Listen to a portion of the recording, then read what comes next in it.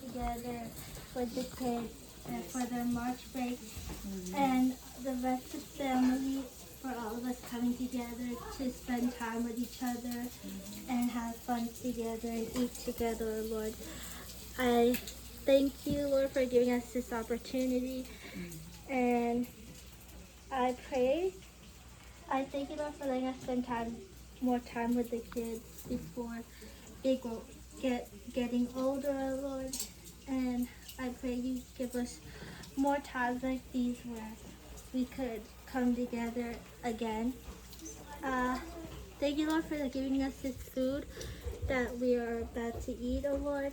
I pray that it gives us nutrients in our body, and I pray that the rest of the night goes, we have fun and we enjoy our time together, oh Lord. And thank you, Lord, again. In this name, pray, amen. Amen. Happy birthday, Mama B. Happy birthday, Mama B! Mama B! This is only the beginning of the party. Kasi sa Sabado pa yung ano. Parang may magpo-40 rin dito ngayong year. Oo nga. Life begins at 40 pa naman. Ako baka magkakadawan na. Dawan. Guys, please help us pray for the one. March break po kasi ngayon and dito kami sa bahay nila Ate Nene ulit. Para dito matutulog ulit yung mga bata. Kagabi sa bahay sila.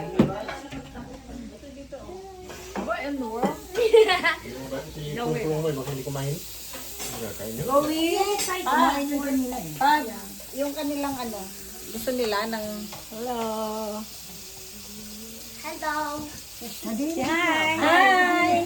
Happy March break. say happy birthday kayo kay Lola B. Say happy birthday. Happy birthday, Lola B. Thank you. Happy birthday, Lola B. Happy birthday, dear Lola B.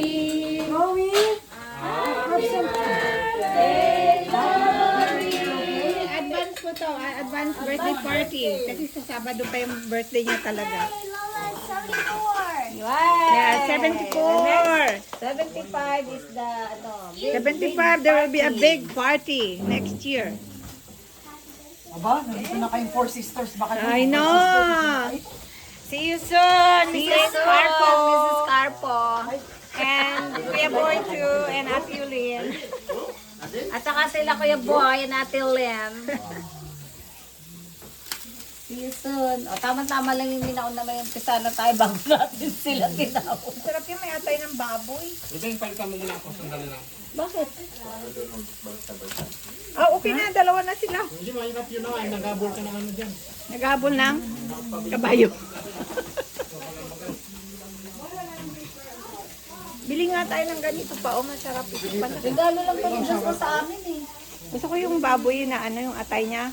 Masarap. Basta yung bibilin mo, yung nakakat na. Ang hirap kasi mag-cut. Yung ganyang kaninipis. I know. May cutter yan sila eh. Wow, sarap naman ng ni Gabriel, oh. Pagkain.